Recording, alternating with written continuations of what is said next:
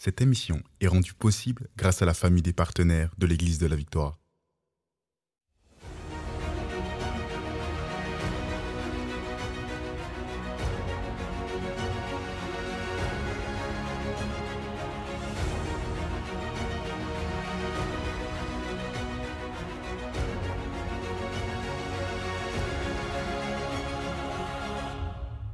Bonjour tout le monde et bienvenue à cette émission glorieuse Parole de foi, un temps dans la parole de Dieu où on va grandir dans les voies du Seigneur. Aujourd'hui, on va répondre à la question qu'on s'est posée hier, comment ne plus tourner en rond dans la vie? On ne veut pas tourner en rond, on veut vraiment progresser dans les voies de Dieu, mais il y a plusieurs d'entre nous, on est là, on est frustrés dans la vie, on se retrouve toujours en train de faire les mêmes choses et des fois, c'est les mêmes schémas qui recommencent constamment. Des fois, on se retrouve même avec les mêmes sortes d'amis, là. Peut-être on a arrêté d'être amis avec telle sorte de personnes. Peut-être on a même déménagé dans un autre pays et on se retrouve et c'est pratiquement du copier-coller. On se dit, mais c'est quoi l'affaire? Avant, j'avais des amis comme ça et je me retrouve encore avec des amis qui ne sont pas forcément super gentils, aimables avec moi. Et pourquoi je me retrouve toujours dans des schémas comme ça? Ou peut-être vous êtes dans un travail et puis vous vous retrouvez toujours à faire les mêmes choses. Ce n'est pas vraiment la gloire. Vous ne semblez pas progresser dans la vie. Bien, on a commencé hier dans notre étude, on a vu plusieurs choses qu'on va revoir dans quelques instants, mais on va progresser également aujourd'hui et je crois que cette émission va vraiment vous donner des clés pertinentes, des clés importantes pour prendre des décisions par rapport à votre vie, pour ne plus tourner en rond, mais pour aller de gloire en gloire. Mais juste avant, ce que j'aimerais faire, j'aimerais attirer votre attention maintenant sur une vidéo qui vous présente les lives de guérison qu'on produit ici à l'Église de la Victoire, un moment de prière pour les malades, un moment d'enseignement de la parole de Dieu concernant la volonté de Dieu pour notre santé. Donc, si vous êtes malade, vous connaissez quelqu'un qui est malade, j'aimerais vous dire que nous sommes là tous les mercredis pour un live de guérison ici sur la chaîne YouTube de l'Église de la Victoire et également à la télévision sur Évangile TV. Donc, vous ne voulez pas rater ces moments bénis. Donc, sans plus tarder, j'aimerais ça vous inviter à visionner cette petite vidéo et on se retrouve avec l'étude du jour tout de suite après.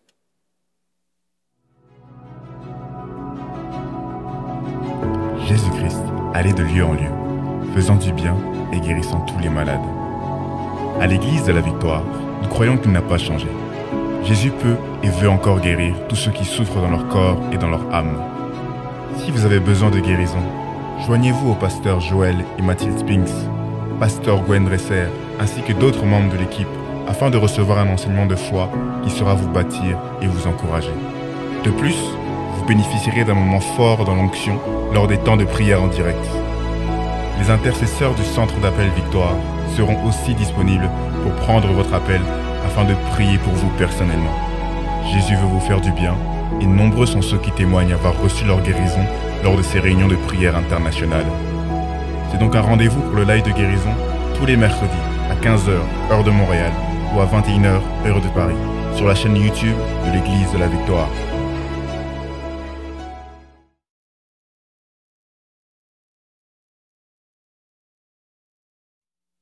Gloire à Dieu et bienvenue parmi nous au live de guérison. Ça va vraiment vous faire du bien. Et si vous connaissez des gens justement qui ont besoin de guérir, bien c'est un rendez-vous. C'est vraiment comme une réunion de prière internationale. Et puis je rends grâce au Seigneur pour tous les témoignages qu'on a reçus. C'est vraiment son idée. Les lives de guérison, c'est vraiment venu de l'Esprit de Dieu. Et gloire à Dieu, il y a plusieurs personnes qui en bénéficient aujourd'hui, mais je crois que plusieurs d'autres personnes ont besoin d'entendre ce message que Jésus n'a pas changé. Il est le même hier, aujourd'hui et éternellement. Donc, c'est un rendez-vous ce mercredi sur la chaîne YouTube de l'Église de la Victoire ou sur la chaîne de télévision Évangile TV. Gloire à Dieu, gloire à Dieu. Aujourd'hui, comment ne plus tourner en rond dans la vie? Comment ne plus tourner en rond dans la vie? Bien, hier, on a vu dans le psaume 46 au verset 10, en fait, l'instruction de l'Éternel qui nous dit « Arrêtez ». Arrêtez, sachez que je suis Dieu, je domine sur les nations, je domine sur la terre. Et ce qu'on a vu hier, en fait, c'est que des fois, on est tellement occupé dans nos bonnes habitudes, on fait de très bonnes choses. Parfois, on est là et on a l'impression qu'on ne doit pas arrêter ces choses-là, on doit juste continuer, mais on ne voit pas de progression et on ne voit peut-être pas les fruits qu'on devrait voir. Vous savez, dans ma vie, ma façon d'agir, c'est que si jamais je fais des bonnes choses, mais je ne vois pas vraiment la main de faveur, je ne vois pas la croissance, je m'arrête et je me dis, un instant, ce n'est pas normal. Parce que sur ma vie, il y a la faveur de Dieu. C'est ça que la parole de Dieu me dit sur vous. Si vous êtes en Jésus-Christ, vous êtes favorisés dans le bien-aimé. C'est ça qu'on lit dans le premier chapitre d'Éphésiens. Donc, je suis favorisé dans le bien-aimé. Si j'ai la faveur de Dieu sur ma vie, bien, la faveur va m'ouvrir des portes. La faveur de Dieu va faire en sorte que je vais toujours progresser. Je vais porter beaucoup de fruits. Il y a l'onction de la multiplication qui est sur ma vie également, selon Genèse chapitre 26 et 27. Donc, Genèse 1, versets 26 et 27. Donc, je devrais toujours voir des progrès. Je ne devrais jamais tourner en rond, tourner en rond. Ce n'est pas normal. Donc, moi, je m'attends de vivre de gloire en gloire, de progrès en progrès. Et si jamais ce n'est pas le cas, bien, Dieu nous dit, arrêtez, arrêtez et sachez que je suis Dieu. Arrêtez-vous. Donc, c'est ça qu'on a vu hier. On a vu qu'on devait s'arrêter et je vous ai raconté l'histoire, comment on a démarré le collège Intégrité et Victoire et comment j'ai mis de côté le ministère pastoral pour entrer vraiment dans mon appel plus apostolique pour prendre soin des pasteurs. Donc, je vous ai tout raconté ça hier. Mais aujourd'hui, on va poursuivre aussi, mais on a aussi posé une question. Avez-vous reçu une vision de la part de Dieu? Parce que dans Proverbe 29, verset 18, nous lisons « Quand il n'y a pas de révélation ou quand il n'y a pas de vision, le peuple est sans frein. » Donc, on peut tourner en rond comme ça. On n'a pas une vision. Donc, si je dois arriver, je ne sais pas, à Montréal, mais je ne vois jamais de panneau, je tourne en rond et je ne réalise pas que je ne vois pas de panneau ou je n'arrive jamais sur Montréal, bien, peut-être, j'ai un problème, là, je dois m'arrêter, arrêter ma voiture et dire un instant, on dirait que je vois toujours les mêmes arbres, on dirait que je vois toujours les mêmes choses. Je dois être conscient, en fait, de mon existence, conscient du fait que je ne progresse pas, donc je dois m'arrêter. Et c'est ça que Dieu dit, arrêtez, sachez que je suis Dieu, parce que c'est dans ces moments où je m'arrête, où Dieu va pouvoir me parler et me dire ce que je dois faire maintenant. Gloire à Dieu. Et la dernière chose qu'on a vue hier dans notre émission, c'est, en fait, Dieu peut être contre nous. On peut être notre propre ennemi et Dieu doit parfois être obligé d'être contre nous. Et vous allez dire un instant, la parole de Dieu nous dit, si Dieu est pour nous, qui sera contre nous? Exactement. Si Dieu est pour nous, qui sera contre nous? Des fois, c'est nous. Des fois, on est là, on est contre nous-mêmes parce qu'on sort de la volonté de Dieu. Et Dieu ne peut pas bénir la désobéissance. Et je veux juste attirer votre attention sur des textes qu'on a vus hier en terminant l'émission et on va continuer dans notre progrès. Gloire à Dieu. Donc, Proverbe 27, verset 2 nous dit, Proverbe 27, verset 2, qu'un autre te loue, donc qu'un autre te loue ou fasse tes éloges et non ta bouche, un étranger et non tes lèvres. Ceci veut dire qu'on ne doit pas s'auto-proclamer.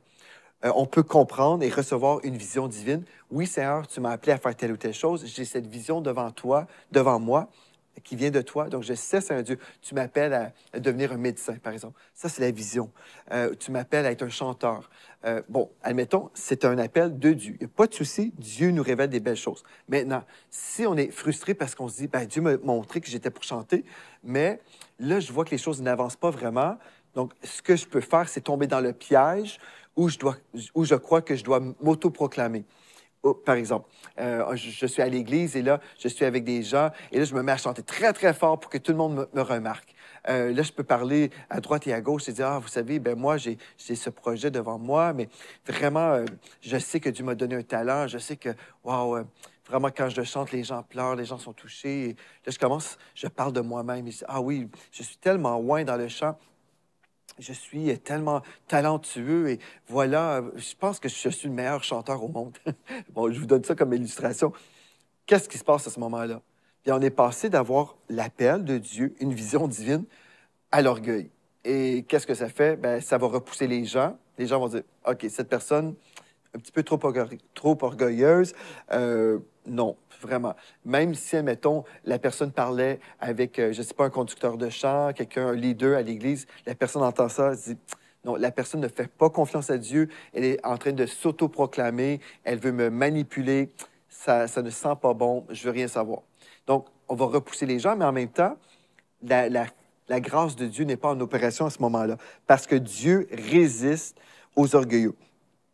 Mais il fait grâce aux humbles. Donc, la différence, c'est qu'il fait grâce, c'est-à-dire il donne une faveur aux humbles.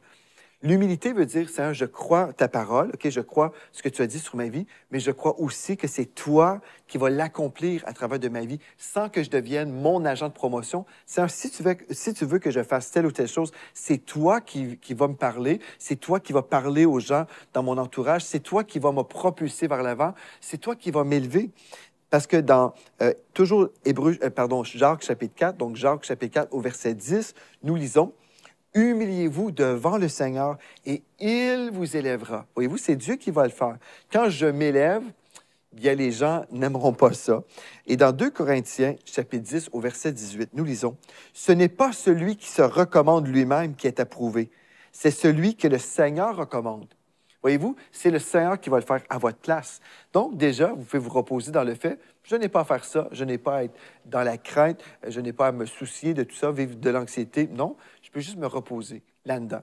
Bon, maintenant, par rapport au repos, des fois, les gens s'imaginent que le repos, ceci veut dire qu'on n'a rien à faire, parce que c'est Dieu notre agent de promotion.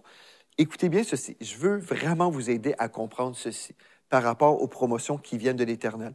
En fait, on doit toujours être engagé dans la foi. OK? Donc, si Dieu, par exemple, nous dit qu'on va être un chanteur ou un musicien, OK? Un musicien, ici à l'Église de la Victoire, par exemple, vous êtes là, vous avez reçu ça de la part de Dieu, mais vous ne vous pratiquez jamais.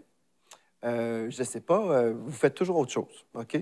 Et là vient le temps où Dieu était pour vous ouvrir une porte, mais peut-être la porte ne s'ouvre pas parce qu'on ne se prépare pas pour entrer dans notre appel et notre destinée. Donc ça, c'est une chose importante aussi. Non seulement on ne veut pas être notre agent de promotion, on ne veut pas négliger les dons et les talents que Dieu nous a donnés. Voyez-vous comment c'est important?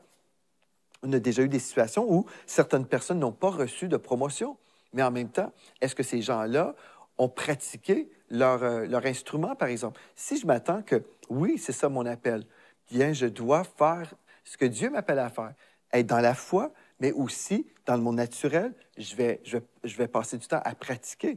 Je vais me préparer spirituellement. Je vais voir à l'avance que Dieu m'appelle à faire certaines choses. Je ne serai pas juste assis et attendre que, bon, un jour, puisque Dieu me l'a montré, Dieu m'a révélé que j'étais pour faire telle ou telle chose, bien, ça va arriver tout seul. Non, la promotion va venir de Dieu, mais je vais faire ce que j'ai à faire. Par exemple, si je suis appelé à chanter, je vais peut-être composer des chants, je vais peut-être faire des vocalises, je vais entretenir mes cordes vocales, je vais bien manger, par exemple, pour être en santé, pour bien respirer, et tout ça. Là. Donc, je vais prendre au sérieux la parole, je vais prendre en sérieux la vision, je vais me préparer, parce que je ne veux pas tourner en rond, mais je ne veux pas non plus comme prendre ma propre voiture et puis faire les choses de ma façon, comme Abraham et Sarah ont fait. Non, je veux faire ce que Dieu m'a dit de faire. Jacques 3,5 nous dit, « La langue est un petit membre et elle se vante de grandes choses. Voici comme un petit feu peut embraser une grande forêt. » Donc, c'est la réalité au niveau de la médisance, par exemple. Ça, c'est une autre chose. Si on veut vraiment entrer dans notre destinée, voici une autre chose qu'on doit absolument aborder. Donc, on ne veut pas s'autoproclamer, mais aussi une autre chose qu'on ne veut pas faire, on ne veut pas entrer dans le monde de la médisance. OK? Donc, ça, c'est une chose très importante. Et la façon qu'on peut ne pas aller dans ce camp de la médisance, c'est en ayant des personnes loyales dans notre entourage. Donc, ma prochaine question, êtes-vous une personne loyale, frères et sœurs? Si je ne veux pas tourner en rond, mais je veux progresser, est-ce que je m'entoure de bonnes personnes? On doit examiner notre entourage. C'est tellement important. Proverbe 18, verset 24 nous dit, « Celui qui a beaucoup d'amis les a pour son malheur, mais il est tel un ami plus attaché qu'un frère. » Vous savez, aujourd'hui, on pense que c'est important d'avoir tellement d'amis. Sur les réseaux, surtout, des fois, on est là, on veut avoir des amis, des personnes qu'on n'a jamais rencontrées, même qui sont là, qui sont nos amis. Et on pense que si j'ai beaucoup d'amis, ceci va contribuer à ma valeur personnelle. Les gens vont penser que je suis une personne importante. Et puis, on s'imagine toutes sortes de choses. Mais la Bible dit, « Celui qui a beaucoup d'amis les a pour son malheur, mais il est tel ami, plus attaché qu'un frère. » Donc, en fait, on veut avoir des vrais amis. Pas beaucoup d'amis, on veut avoir des vrais amis. Et surtout, on veut avoir des amis qui ont le cœur de Dieu parce que nous allons vraiment devenir comme notre entourage. Si je suis avec des personnes qui aiment le Seigneur, bien, je vais être influencé vers le bien. Des personnes généreuses, des personnes qui sont aimantes, des personnes qui veulent faire du bien. Bien, forcément, puisque je suis toujours avec ces gens-là qui ont une vision de bonté, bien, forcément, je vais devenir une bonne personne. Je vais vraiment toujours m'améliorer. Admettons, je suis avec des personnes en train de prendre un petit café et puis mon frère dit: Ah, j'ai tellement à cœur qu'on puisse bénir les orphelins. J'ai à cœur telle vision. Je priais cette semaine et Dieu m'a montré que je pouvais faire telle chose pour bénir les orphelins. Et puis là, j'ai ce projet. Et là, comme on parle ensemble, bien, au lieu d'être indifférent, je vais peut-être être influencé et dire: Ah oui, ah ben, moi aussi, je vais prier là-dessus. Et là, comme on prie, on reçoit des stratégies de Dieu. Et là, au final, on travaille ensemble pour accomplir ces projets-là parce qu'on est vraiment comme dans l'engrenage de l'amitié pour les bonnes choses. Ça, c'est super. Notre entourage, en fait, est tellement, tellement important. Si je ne veux pas tourner en rond, je dois m'arrêter aussi et voir qui sont les personnes dans mon entourage. Si dans mon entourage, c'est toujours des personnes qui tournent en rond, bien, devinez ce qui va se produire. Je risque de tourner en rond. Par exemple, si je suis un étudiant, OK, et dans mon entourage à l'école, je me tiens avec des personnes qui vivent toujours l'échec scolaire, ben, peut-être c'est parce qu'ils sont toujours en train de fêter et puis ne sont pas sérieux, ils ne prennent pas le temps d'étudier les cours et tout ça, ils ne se préparent pas, ils sont plutôt sur le party, en train de vivre toutes sortes de divertissements. Donc, si je suis avec eux, je risque d'être comme eux. Et puis après, je me retrouve à l'école et je vais échouer mes examens aussi, tout comme mes amis. Mais si je me tiens avec des personnes qui sont vraiment engagées dans les études, des personnes sérieuses, je risque d'être comme eux aussi. Vous comprenez? Comme elles. Donc, celui qui a beaucoup d'amis les a pour son malheur, mais il est tel un ami plus attaché qu'un frère. Dans Romains 16, verset 17, le texte nous dit, Romains 16, 17, « Je vous exhorte, frères, à prendre garde à ceux qui causent des divisions et des scandales au préjudice de l'enseignement que vous avez reçu. Éloignez-vous d'eux. » Donc ici, on parle ici certainement d'un contexte d'une Église, donc des personnes qui causent la division. On veut s'éloigner des gens qui sont dans la division, qui sont dans la médisance, qui sont des loups. Donc Dieu nous dit, éloignez-vous d'eux. C'est vraiment important de discerner que justement, on doit discerner notre entourage. Et j'ai déjà enseigné ça ici à l'émission Parole de foi. J'ai fait des séries complètes là-dessus. Je ne prendrai pas le temps de tout décortiquer encore. Mais en gros, soyons conscients de notre entourage parce que notre entourage devrait progresser, tout comme nous, on devrait progresser dans les voies de Dieu et dans la vie en général. Donc, êtes-vous une personne loyale? Ça, c'est une chose importante qu'on veut comprendre. Et si on veut mettre de côté la médisance, on veut mettre de côté tout ce qui n'est pas de Dieu, on a vraiment besoin de comprendre ceci, que Dieu nous appelle à vivre dans la loyauté, être transparent. Proverbe 25, verset 19, je vais vous lire à partir de la version français courant. Le texte dit: « Faire confiance à un homme déloyal au moment du malheur, c'est comme manger sur une dent branlante ou s'appuyer sur un pied chancelant. » Voyez-vous, faire confiance à un homme déloyal. On veut être cet homme loyal, cet homme sur qui on peut compter. S'il y a des moments difficiles, OK, ou au moment du malheur, on veut être cette personne, comme dans une église locale, par exemple, on voudrait être ce pilier, la personne sur qui on peut compter. Il y a tel problème, admettons, il y a des personnes absentes dans un ministère. Est-ce qu'on peut compter sur vous? Vous allez être cette personne. Ah oui, oui, je suis là. Peu importe, il n'y a pas de souci. J'ai compris. La personne est absente, elle n'a pas avisé personne. Je suis là, vous pouvez compter sur moi. Je suis une personne engagée, une personne loyale. Voilà, ça, c'est super important. C'est tellement louable. Et dans Luc 11, verset 17, nous lisons, Jésus dit: « Tout royaume divisé contre lui-même est dévasté et une maison s'écroule sur une autre. » Donc, la loyauté, c'est une chose tellement importante, mais la division, avoir un cœur divisé, c'est vraiment triste. Et c'est ça qu'on retrouve souvent, par exemple, dans le ministère. Quand on parle des ministères qui tournent en rond, parce qu'on répond aujourd'hui à la question pour chaque enfant de Dieu, mais pour une Église, par exemple, souvent, le cas, c'est parce qu'il y a de la division dans le camp. Tout royaume divisé contre lui-même est dévasté et une maison s'écroule sur une autre. Donc, on parle de division. Si vous dites, bien, Pasteur Joël, oui, je suis une personne loyale, mais quand même, des fois, j'ai du mal à discerner certaines choses. Et des fois, oui, je peux être entraîné dans des conversations qui sont dans la déloyauté. Comment faire? Bien, en fait, la vision de Dieu, comme j'ai mentionné, ici, on a reçu une vision divine. Quelqu'un qui arrive de l'extérieur, qui vient se joindre à nous, bien, leur vision personnelle doit aussi s'intégrer ou venir appuyer la grande vision de cette maison.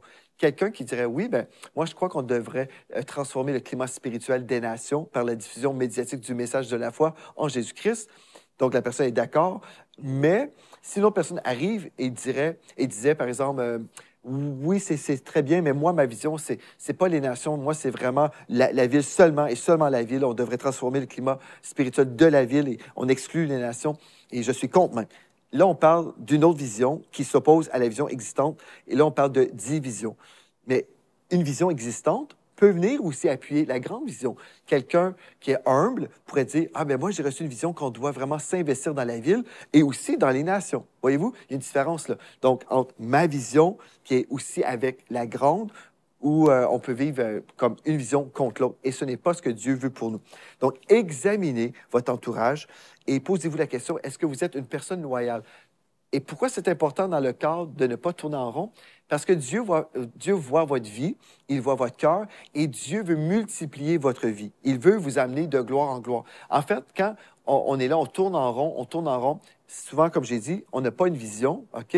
Mais aussi, c'est très possible que notre vie n'est pas digne d'être reproduite d'une certaine façon, parce qu'on est dans la déloyauté. Et si Dieu nous faisait vivre de gloire en gloire, vivre des percées, bien, on aurait une mauvaise influence dans la vie de plusieurs personnes. C'est ça qui se produit des fois. On tourne en rond, on tourne en rond. Pendant 25 ans, la personne n'a jamais progressé dans les voies de Dieu, mais en même temps, la personne fréquente une église où les gens sont tous dans la médisance, sont dans la déloyauté. Et Dieu voit tout ça. Et puis, est-ce que Dieu va dire, « Ah oui, je suis tellement béni par votre comportement, je vais prendre votre vie et vous multiplier pour avoir encore plus de division dans le corps de Christ. » Non, c'est sûr que non. Donc, si je ne veux pas être comme ça, je dois discerner la division et je vais me soumettre à mes autorités. Voyez-vous, la parole de Dieu nous dit, dans Jérémie 3, verset 15, « Je vous donnerai des bergers à ma convenance ou selon mon cœur. Ils vous dirigeront avec du savoir-faire et du discernement ou avec intelligence et avec sagesse. » Donc, Dieu a préparé des bergers pour son peuple, OK? Des bons bergers. Maintenant, si ces bons bergers existent, Hébreux 13, verset 17, dans le français courant, nous lisons « Obéissez à vos dirigeants et soyez leur soumis. En effet, ils veillent constamment sur vous, puisqu'ils devront rendre compte à Dieu. Faites en sorte qu'ils puissent accomplir leurs tâches avec joie et non en se plaignant, ce qui ne vous serait d'aucun profit. » Donc, obéissez à vos dirigeants. Mais comment obéir à mes dirigeants? Bien, je dois réaliser que j'ai des dirigeants au-dessus de ma tête. Je dois comprendre ceci. Je dois comprendre, OK, bien, si je veux aller de gloire en gloire, j'ai besoin d'adopter l'ordre divin dans ma vie. Parce que Dieu va promouvoir quelqu'un, OK? Il va aider à une personne d'aller de gloire en gloire, mais cette personne doit adopter les valeurs de Dieu. C'est ça, c'est tellement important. Des fois, on a les valeurs du monde et on veut vivre du progrès. Et on est là, on tourne en rond et on est frustré. Mais si on s'arrête, Dieu va dire, écoute, je t'aime mon enfant, oui. Et ce que tu faisais, c'était bien ou non, ce n'est pas bien. Donc, tu tournes en rond. Il faut que tu arrêtes là, la médisance. Il faut que tu arrêtes la déloyauté. Il faut que tu arrêtes d'être un rebelle dans la maison de Dieu. Tu dois arrêter ces choses-là. Voyez-vous, en fait, il veut nous promouvoir au temps convenable. Mais des fois, en fait, on détermine le temps qui est convenable. On détermine aujourd'hui même si on va accepter l'appel de Dieu, si on va se repentir, si on va se détourner des choses qui nous limitent, qui nous freinent. Vous comprenez? Donc aujourd'hui, si vous avez réalisé, OK, c'est vrai, là, c'est pour ça, en fait, j'étais moi-même mon pire ennemi, où je comprends, Dieu ne peut pas promouvoir ce que je suis en train de faire parce que c'est vraiment, ce n'est pas l'ordre de Dieu, c'est malsain, bref. Peu importe la situation, moi, je crois que le Saint-Esprit vous a aidé à discerner des choses dans votre vie. Et gloire à Dieu, si vous discernez maintenant, vous voyez ces choses-là, c'est maintenant votre choix. Est-ce que je fais du ménage? Est-ce que je change? Est-ce que je me repens? Est-ce que je prie davantage pour recevoir de Dieu une vision? Qu'est-ce que je vais faire avec tout ce que le pasteur Joël m'a partagé aujourd'hui?